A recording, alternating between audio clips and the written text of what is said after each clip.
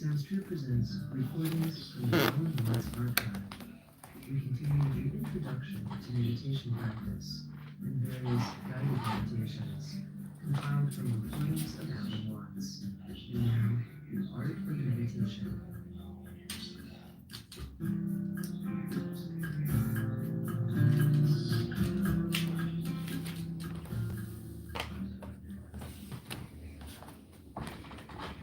It is fascinating that an increasingly large number of people in the United States have become interested in the practice of what may generally be called meditation or contemplation, according to models that have been followed for centuries in Asia. And one of the reasons for this is that the religions which are generic to the West, Judaism, Christianity, and even Islam, are more talkative than contemplative. In other words, when you go to a church service, if you're a Protestant, you expect the main event to be the sermon, and also the minister's prayer, offered more or less spontaneously, telling God how to control the universe. And if you're a Catholic, you expect the Mass, which has now been translated into English so that everybody can supposedly understand it, and has thereby been degraded from what Hindus would call mantra, the use of sound for meditation, to a merely instructive affair. We are very verbose in our religion. And because of that, it's all words, words, words. And only rarely does this help us to transform our consciousness. And this is more and more people are realizing is the important thing. Because we discover this, that our extremely powerful technologies are magnifiers or amplifiers. When we do what we will, what we think we desire with technology, we are, as it were, blowing up our image of ourselves to enormous proportions. And many of us are beginning to realize that we don't like it. We discover ourselves to be beings that are hostile to the environment and that are bent on dominating it to the point of destruction. That we don't feel at home in the universe. We feel that our skin, at the very least, is a boundary between a palpitating, sensitive consciousness that's terrified of what's outside the skin and terrified of a good deal that's inside it, like bacteria and cancer cells, weak arteries, cholesterol, what have you. So we have this strange thing that Lancelot White called the European dissociation, the feeling of oneself as a prisoner, involuntarily so, in a hostile world that does not give a damn about our egos. And therefore, when news comes from all about, whether it be from the Orient or whether it be from experiments with psychedelic drugs, when news comes that this feeling of our own existence may be a hallucination, people prick up their ears and would like to know, is there some other mode of consciousness which one can be in, which is not this alienated mode? Because we feel, I think many of us, very, very strongly, that if there is such a place, we would like to be there. That, of course, entails difficulties, which we shall go into. But this is the starting point of the fascination for yoga, for zazen, and also for the Taoist forms of meditation, which are much less known.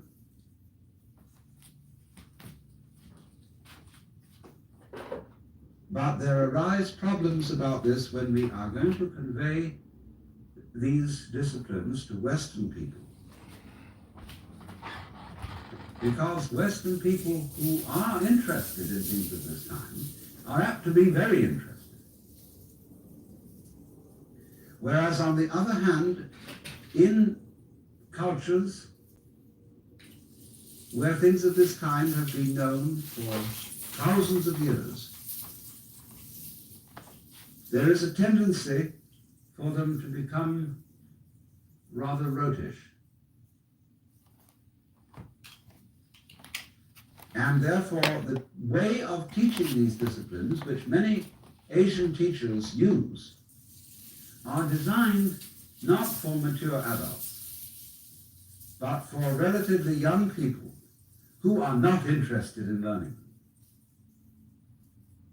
In other words, when a kind of religion, let's take the case of Zen Buddhism, or in Chinese it is called Chan, when after some years pious people have followed these disciplines and learned to enjoy them, they have a way of telling their children that you ought to enjoy this too. See? And we would like you to go to the monastery. And furthermore, when there's the superstitious feeling that raising a son to be a monk or a priest redounds to one's own good merit in future lives, the more sons you send into the priesthood, the better. It's the same in Catholic countries. It was the same among the British in the Anglican Church during the 18th century, when the first son of the family went into the law, because he had then a good chance of being a successful politician. The second son went into the army, and the third son went into the priesthood. And it was a matter of course. And they had no real interest in religion. They weren't really curious. It was something they were studying out of filial duty to their parents. And especially in these days in Japan, when in order to inherit your father's temple, you have to go to the monastery and take Zen training. It becomes a matter of some urgency. So you have a lot of unwilling young men, sometimes young women, in the nunneries, learning the meditative disciplines under the supervision of ecclesiastical taskmasters who are everywhere in the world exactly the same.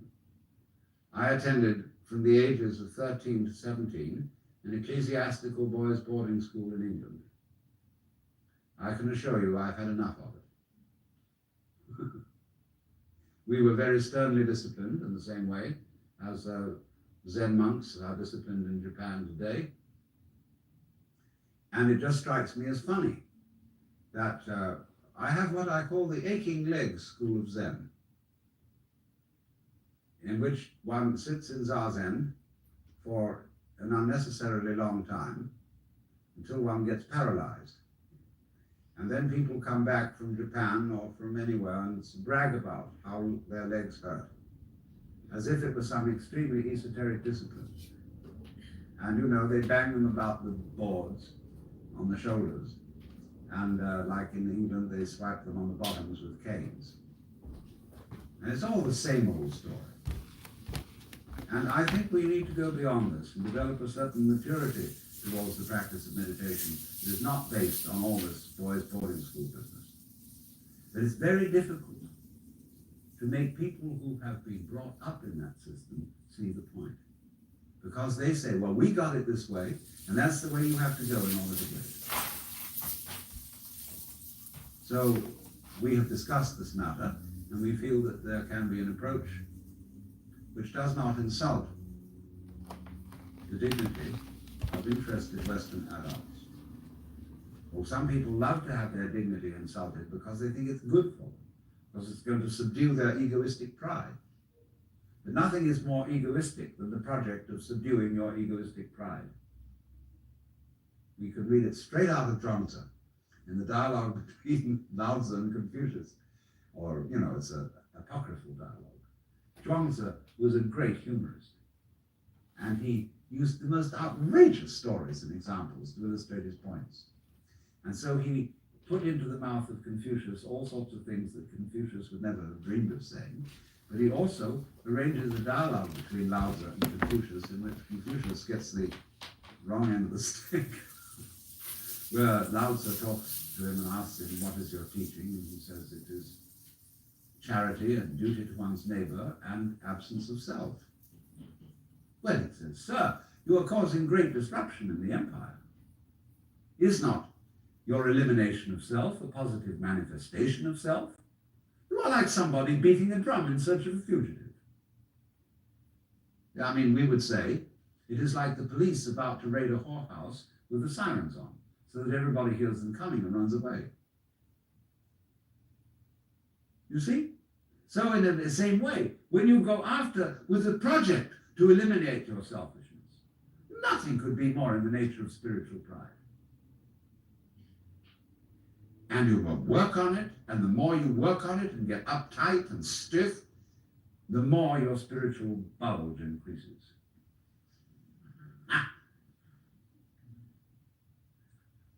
So in the Taoist doctrines, there is a principle called Wu Wei.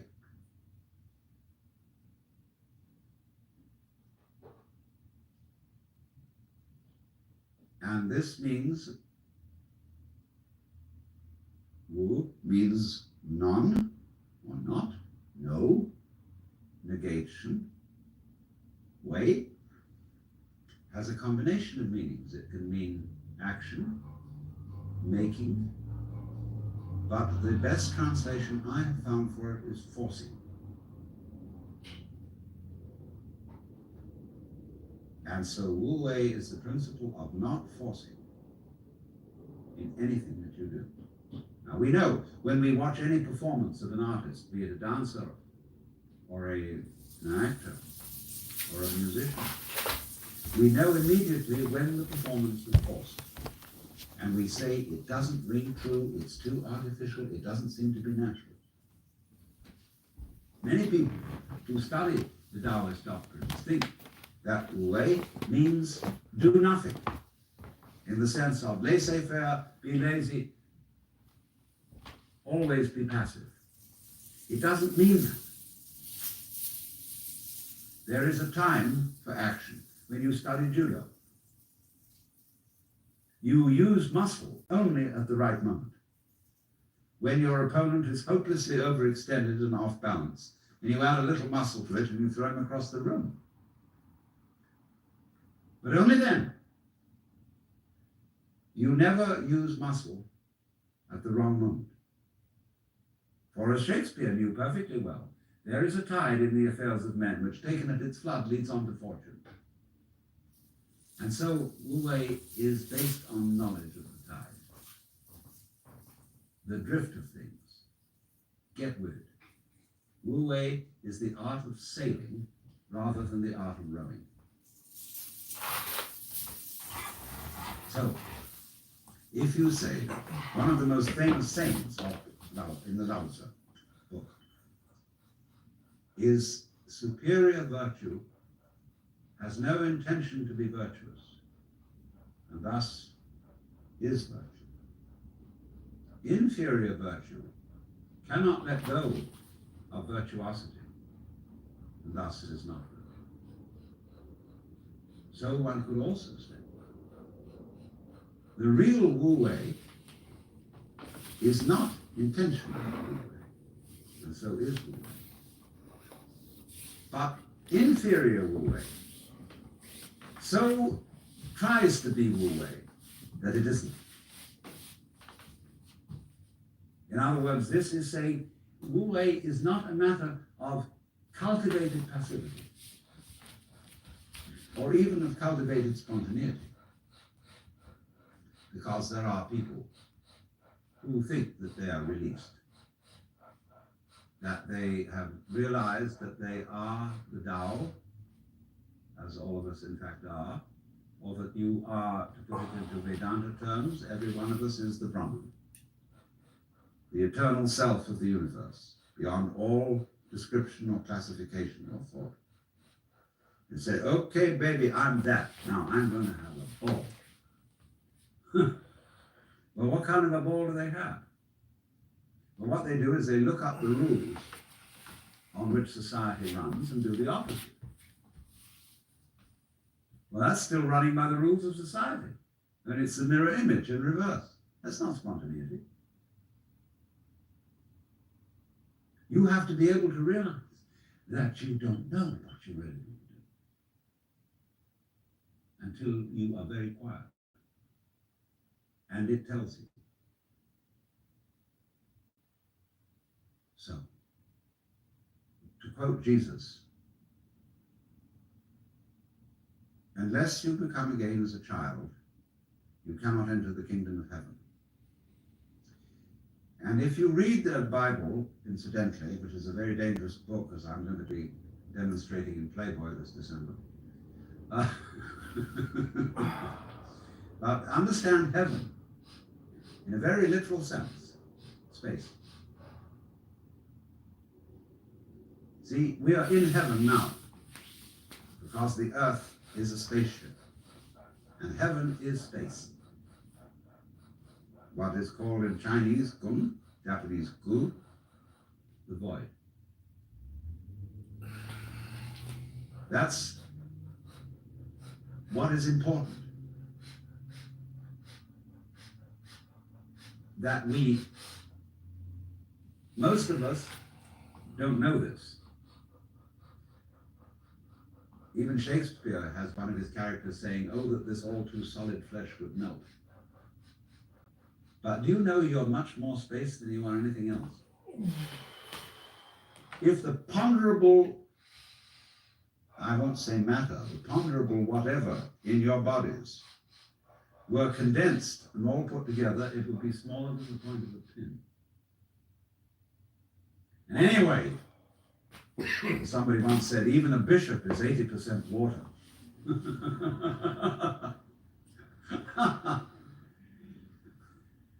We are airy nothings.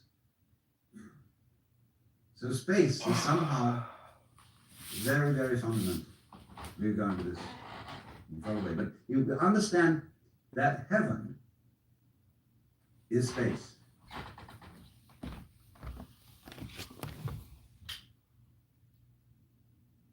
And all those references in those nursery rhymes that we learned as children, which were the hymns, about heaven. Always we're talking about thrones and crowns and harps and streets of glass.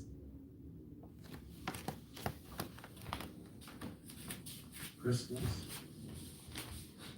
transparency, space. It comes down to space always. Space, which nobody can define, nobody can imagine, appears to be nothing, is the foundation of the universe.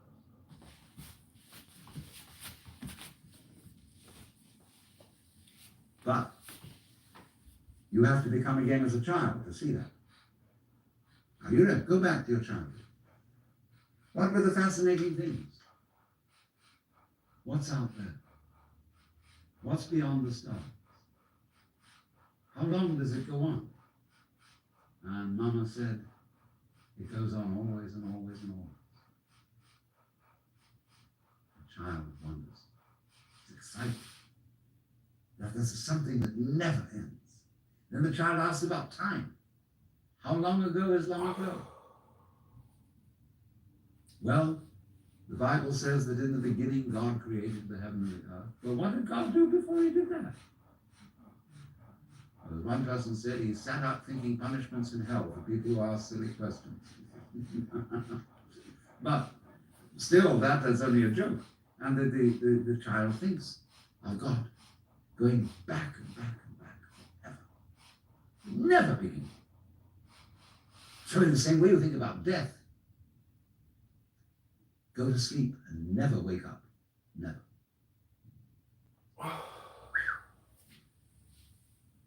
Why, it would be as if you never had existed. Not only you, but everything else.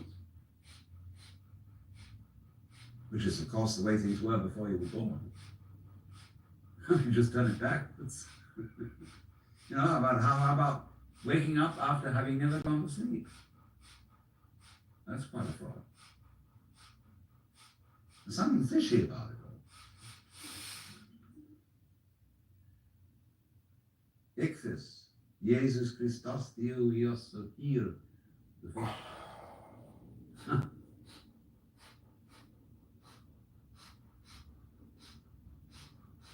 So we get a funny feeling when we think those questions really through. Very funny feeling.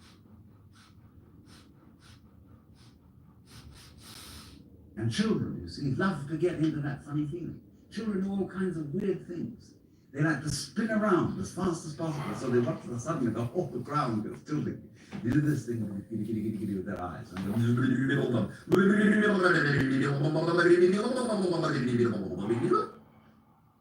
they make faces and test out their bodies in all sorts of funny ways. Because they know from the beginning that the world is weird. It's a strange thing. Because everybody knows what it's all about, only they won't admit it. Being brought up is being taught not to admit it. But you know very well what's going on. But in order to find out once more as an adult, you have to become again as a child. So what does that involve? Please, ladies and gentlemen, would you please check your ideas and opinions at the door? First of all your philosophical and religious views, all your logic, because I say check it at the door advisedly because you could pick it up again when you go out if you feel unsafe without it. I'm not trying to argue you out of your opinions and views. I'm merely suggesting that for the sake of an experiment, we temporarily suspend it. And view what is as if you didn't even know how to talk. Red is not red, blue is not blue. Hard is not hard, soft is not soft. Male is not male, female is not female. There is just this jazz.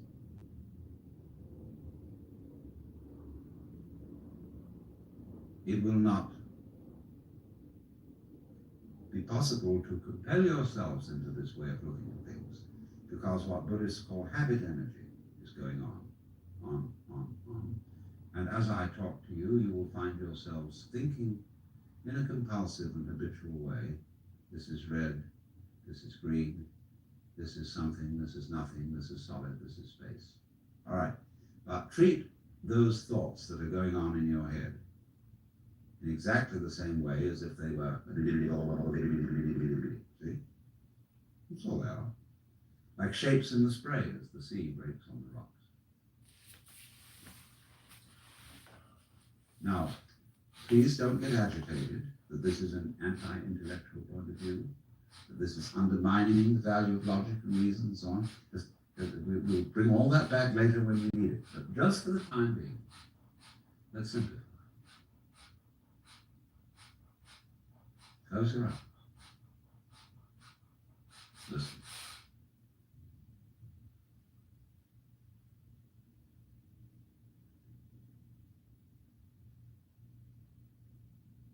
What is?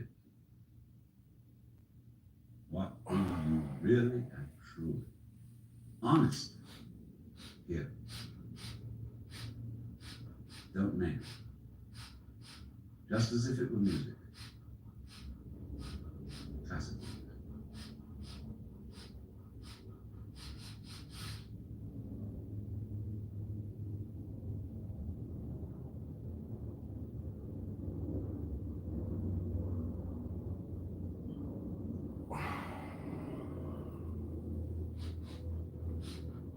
Can you hear the past? Can you hear the future?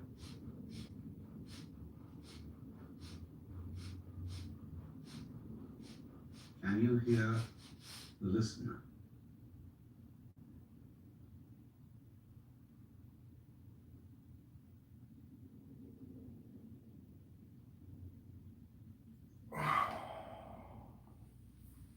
Where do the sounds come from? Ears alone, please. Look, Mama, no hands. Let them tell you the truth.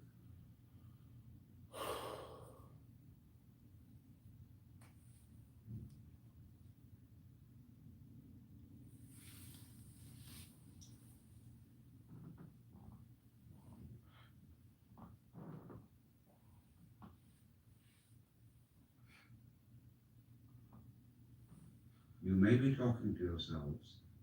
Don't try to repress it, as I said. Just disregard it. That happens. It's like an itch.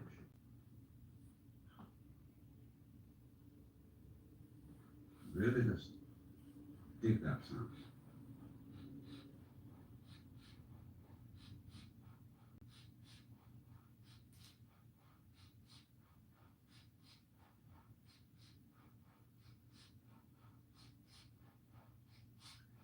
Now, that's the easiest way to begin into meditation for most people. We're all different, of course, and there are different things for different people's temperaments. But I find it simplest to illustrate it by hearing without comment, so that you can get into tune with what is. You can't really get out of tune with it, but we don't know that yet. Maybe somebody do. The art of meditation is a way of getting into touch with reality. And the reason for it is that most civilized people are out of touch with reality because they confuse the world as it is with the world as they think about it, and talk about it, and describe it. For on the one hand, there is the real world, and on the other, a whole system of symbols about that world which we have in our minds. These are very, very useful symbols. All civilization depends on them. But like all good things, they have their disadvantages. And the principal disadvantage of symbols is that we confuse them with reality, just as we confuse money with actual wealth. And our names about ourselves, our ideas of ourselves, our images of ourselves with ourselves. Now, of course, reality, from a philosopher's point of view, is a dangerous word. A philosopher will ask me, what do I mean by reality? Am I talking about the physical world of nature? Or am I talking about a spiritual world? Or what? And to that I have a very simple answer. When we talk about the material world, that is actually a philosophical concept. So in the same way, if I say that reality is spiritual, that's also a philosophical concept. And reality itself is not a concept. Reality is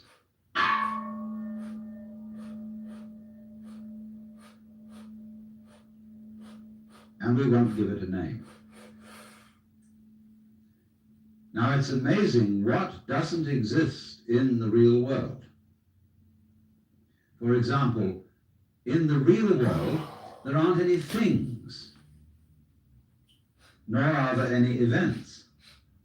That doesn't mean to say that the real world is a perfectly featureless blank. It means that it is a marvelous system of wiggles in which we describe things and events in the same way as we would project images on a Rorschach plot or pick out particular groups of stars in the sky and call them constellations, as if they were separate groups of stars.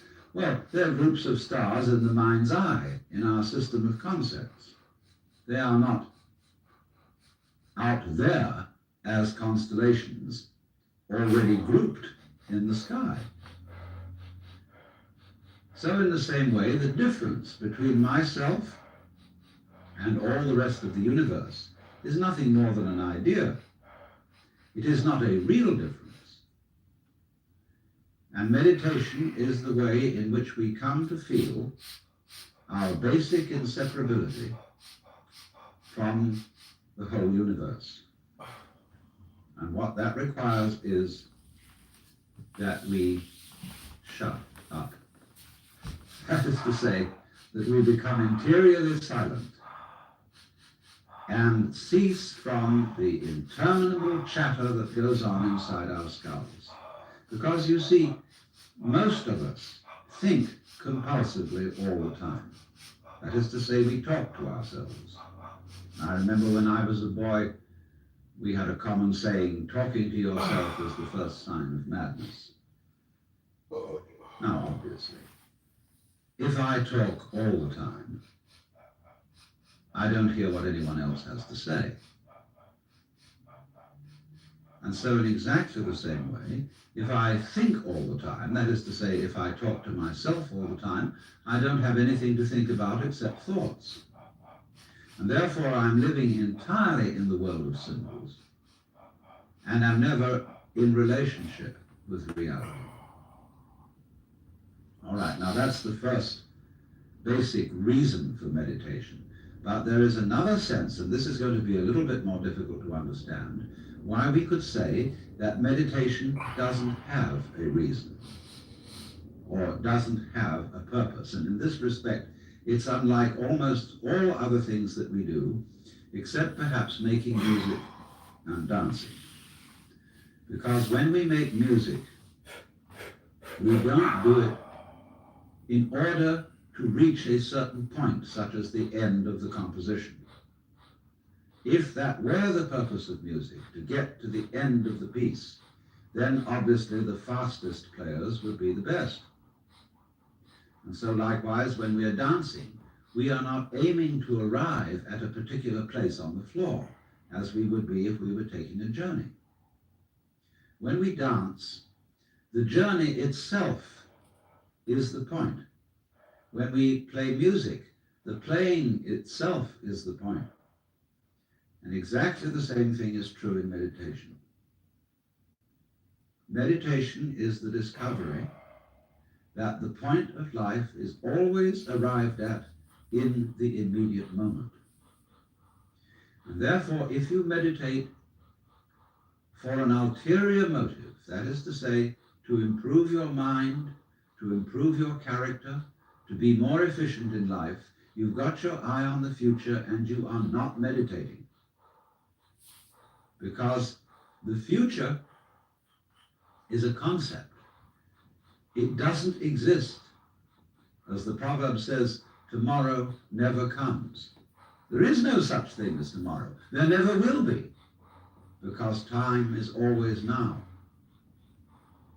And that's one of the things we discover when we stop talking to ourselves and stop thinking. We find there is only a present, only an eternal now. So it's funny then, isn't it, that one meditates for no reason at all, except we could say for the enjoyment of it. And here I would interpose the essential principle that meditation is supposed to be fun. It's not something you do as a grim duty. The trouble with religion, as we know it, is that it is so mixed up with grim duties. We do it because it's good for you. It's a kind of self-punishment. Where meditation, when correctly done, has nothing to do with all that. It's a kind of digging the present. It's a kind of grooving with the eternal now. And brings us into a state of peace where we can understand that the point of life, the place where it's at, is simply here and now. Well, now, in the art of meditation, there are various props, supports. One thing that we are going to use as a means of stilling chatter in the mind is pure sound. And for that reason, it's useful to have a gong. This is a Japanese Buddhist gong made of bronze and shaped like a bowl. Or you can use your own voice. Another prop in meditation is the use of incense. And that is because the sense of smell is our repressed sense. And because it's our repressed sense, it has a very powerful influence on us. And therefore we associate certain smells with certain states of mind. And so the smell of incense is associated with peace and contemplation. And so it's advantageous to burn incense in meditation. The other prop is a string of beads. And these beads are used in meditation for an unconscious method of timing yourself. Instead of looking at a watch, you move a bead each time you breathe in and out, so that at a certain rate, you see, there are always 108 beads on the rosary. And when you get to slow breathing, halfway around the rosary is about 40 minutes. And that is the usual length of time for which one sits in meditation, because otherwise you get uncomfortable and you get stiff legs and problems of that kind. Now then, the other thing, first of all, that we have to go into is how does one sit in meditation? You can sit any way you want. You can sit in a chair, or you can sit like I'm sitting, which is the Japanese way of sitting, or you can sit in the lotus posture, which is more difficult, which is cross-legged, with the feet on the thighs, soles upwards. And the younger you start out in life, the easier you'll find it to do. Or you can just sit cross-legged on a raised cushion above the floor. Now the point of this is that if you keep your back erect, I don't mean stiff like this, nor slumped like this, but just easily erect, you are centered and easily balanced, and you have a feeling of being thoroughly rooted to the ground. And that sort of physical stability is very important for the avoidance of distraction and generally feeling settled. Here and now, j'y suis, j'y reste, as the French say. I'm here and I'm going to stay. Well now, the easiest way to get into the meditative state is to begin by listening. If you simply close your eyes and allow yourself to hear all the sounds that are going on around you, just listen to the general hum and buzz of the world as if you were listening to music. Don't try to identify the sounds you're hearing. Don't put names on them. Simply allow them to play with your eardrums. And let them go. In other words, you could put it, let your ears hear whatever they want to hear. Don't judge the sounds. There are no, as it were, proper sounds or improper sounds. And it doesn't matter if somebody coughs or sneezes or drops something. It's all just sound. And if I am talking to you right now and you're doing this, I want you to listen to the sound of my voice just as if it were noise. Don't try to make any sense out of what I'm saying, because your brain will take care of that automatically. You don't have to try to understand anything. Just listen to the sound. As you pursue that experiment, you will very naturally find that you can't help naming sounds, identifying them, that you will go on thinking That is to say, talking to yourself inside your head automatically. But it's important that you don't try to repress those thoughts by forcing them out of your mind, because that will have precisely the same effect as if you were trying to smooth rough water with a flat iron. You're just going to disturb it all the more. What you do is this. As you hear sounds coming up in your head, thoughts, you simply listen to them as part of the general noise going on, just as you would be listening to the sound of my voice, or just as you would be listening to cars going by or to birds chattering outside the window. So look at your own thoughts as just noises. And soon you will find that the so-called outside world and the so-called inside world come together. They are a happening. Your thoughts are a happening, just like the sounds going on outside. And everything is simply a happening, and all you're doing is watching it. Now, in this process, another thing that is happening that is very important is that you're breathing. And as you start meditation, you allow your breath to run just as it wills. In other words, don't do at first any breathing exercise, but just watch your breath breathing the way it wants to breathe. And notice a curious thing about this. You say in the ordinary way, I breathe, because you feel that breathing is something that you are doing voluntarily, just in the same way as you might be walking or talking. But you will also notice that when you are not thinking about breathing, your breathing goes on just the same. So the curious thing about breath is that it can be looked at both as a voluntary and an involuntary action. You can feel on the one hand, I am doing it, and on the other hand, it is happening to me. And that is why breathing is a most important part of meditation, because it is going to show you, as you become aware of your breath, that the hard and fast division that we make between what we do on the one hand and what happens to us on the other is arbitrary.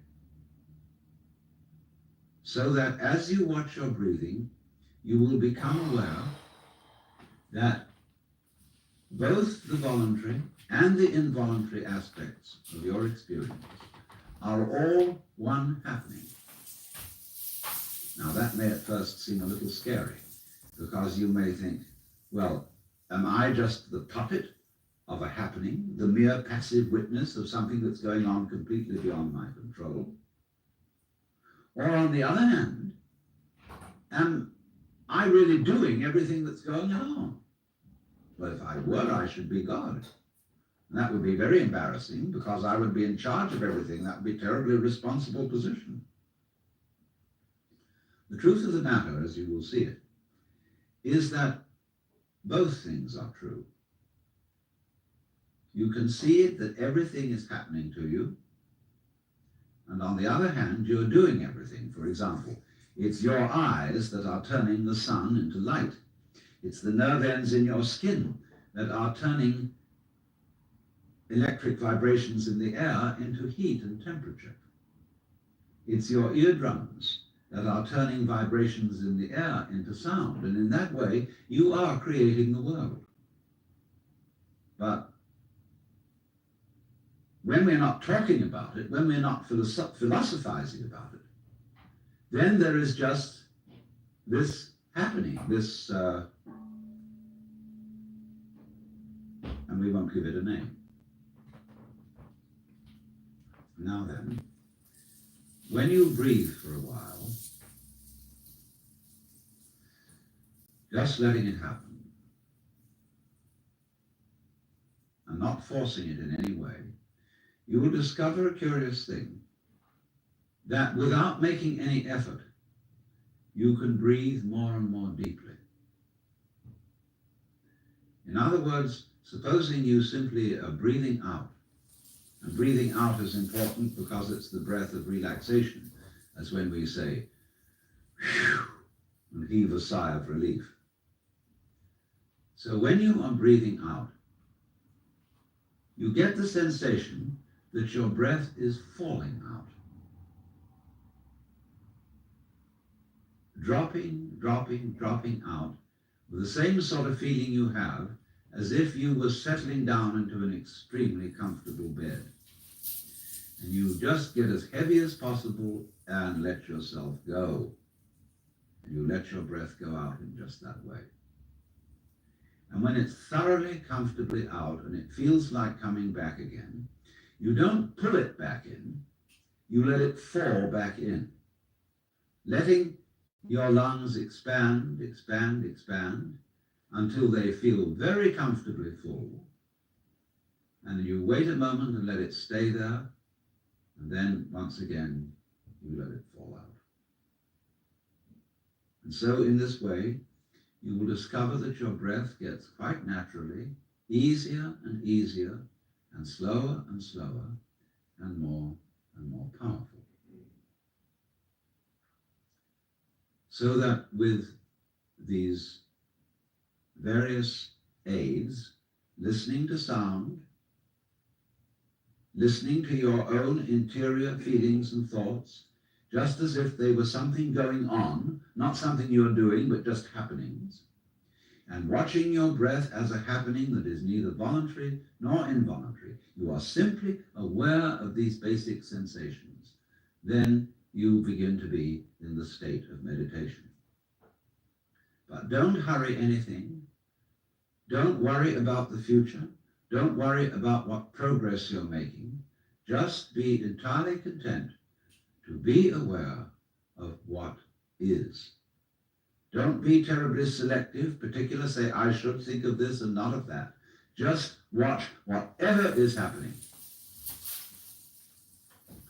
Now then, to make this somewhat easier, to have the mind free from discursive verbal thinking, sound or chanted sound is extremely useful. If you, for example, simply listen to the gong,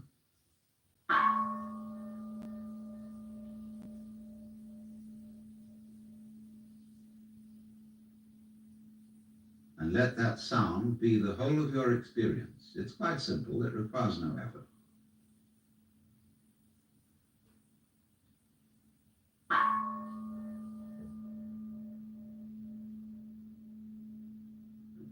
And then along with that, especially if you don't have a gong, we can use what are called in the Sanskrit language mantra. Mantra are chanted sounds which are used not so much for their meaning as for the simple tone. And they go along with that easy kind of slow breath. One of the basic mantras is, of course, the sound Om. That sound is used because if you spell it out, A-U-M, it runs from the back of your throat to your lips, and therefore it contains the whole range of the voice. And for that reason, it represents the total energy of the universe. This word is called the pranava, the name for the ultimate reality, for the which, than which there is no witcher. And so, in this way then, if you chant it,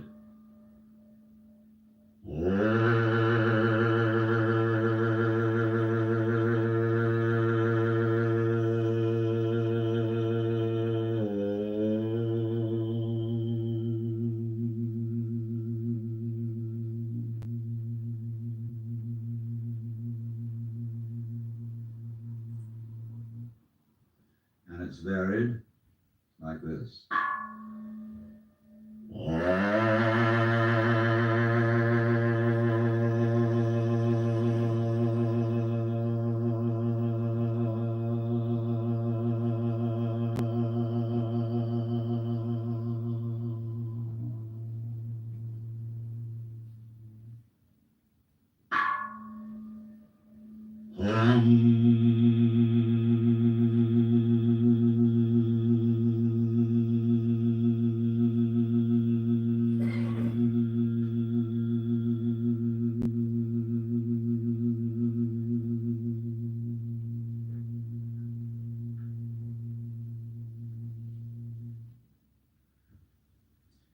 And you can keep that up for quite a long time.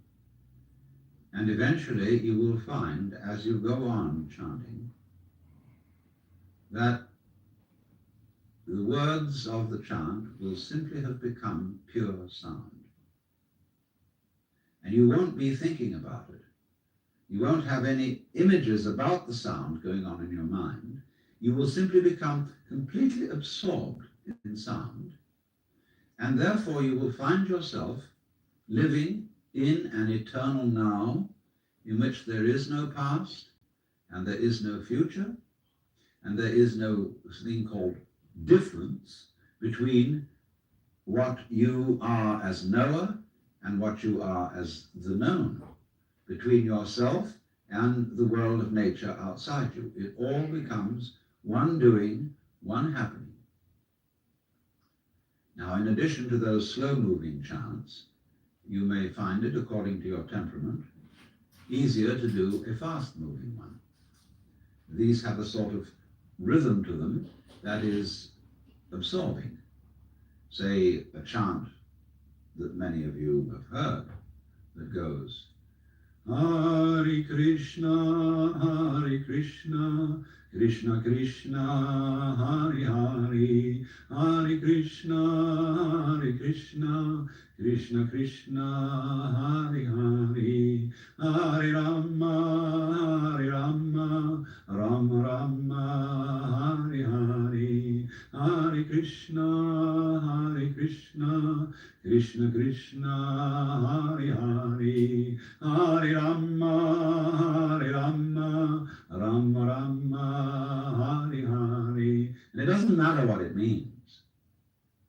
Actually, Krishna and Rama are the names of Hindu divinities. But that's not the point. The point is just to get with that thing that is running. Hare Krishna, Krishna Krishna, Hare Hare, and so on. And if you're a Christian or a Jew and you feel more inclined to use a meditation word that is more congenial to you, you can use, say, Alleluia, Alleluia, Alleluia, Alleluia,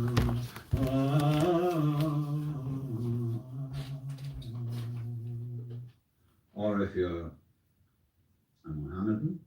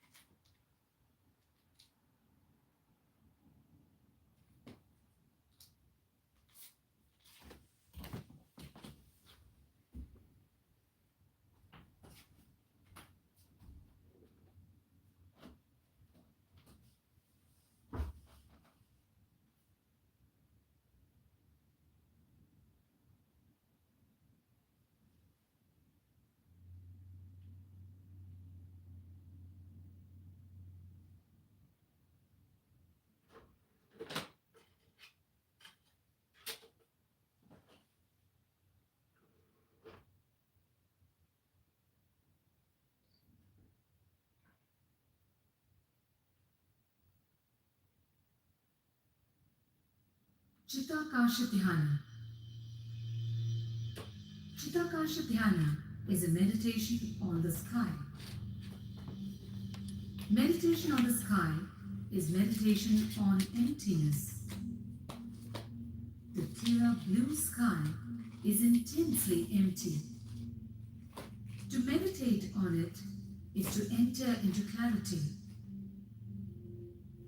Choose a day when the sky is clear blue, cloudless and vast. In a quiet place, simply lie on your back and start looking at the sky. Don't blink. even if your eyes begin to water. Just keep staring. Your eyes will begin to hurt.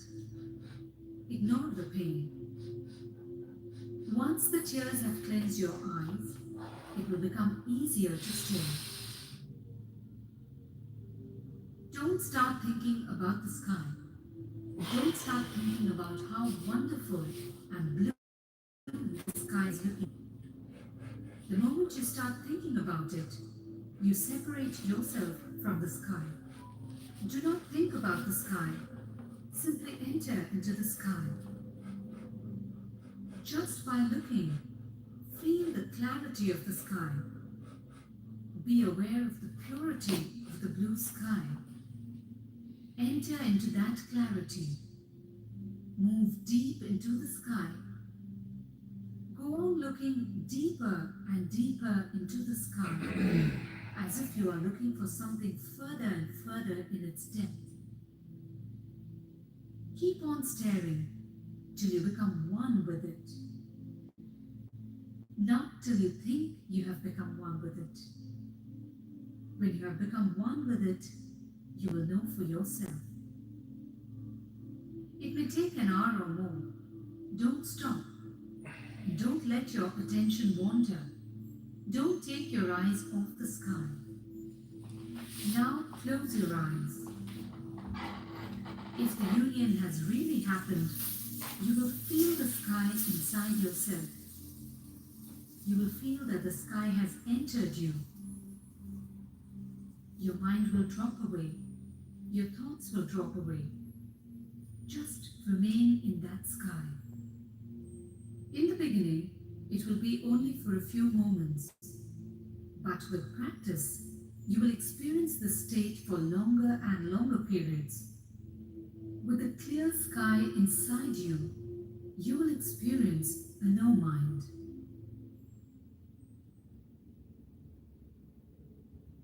Sit or lie down in a comfortable position facing the sky.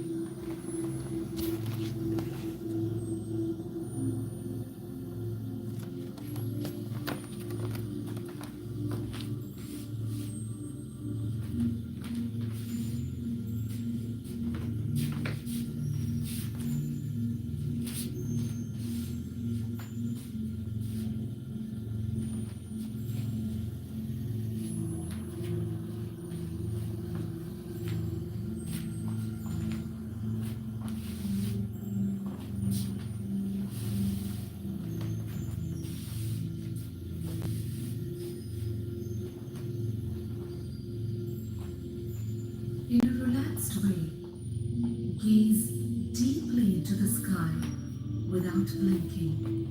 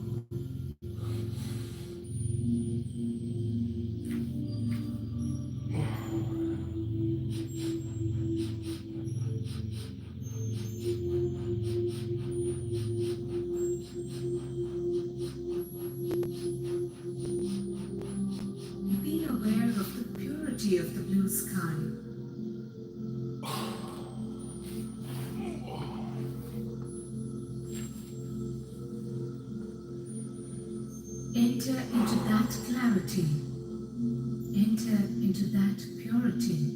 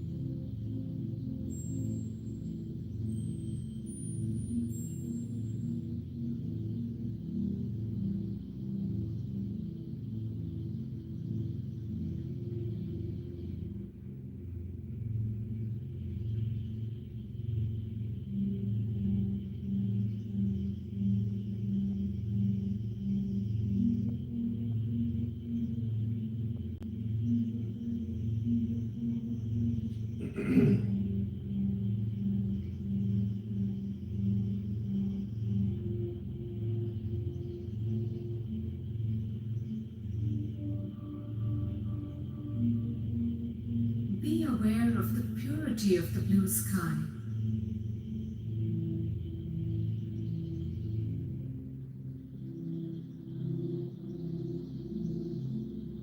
Enter into that clarity. Enter into that purity.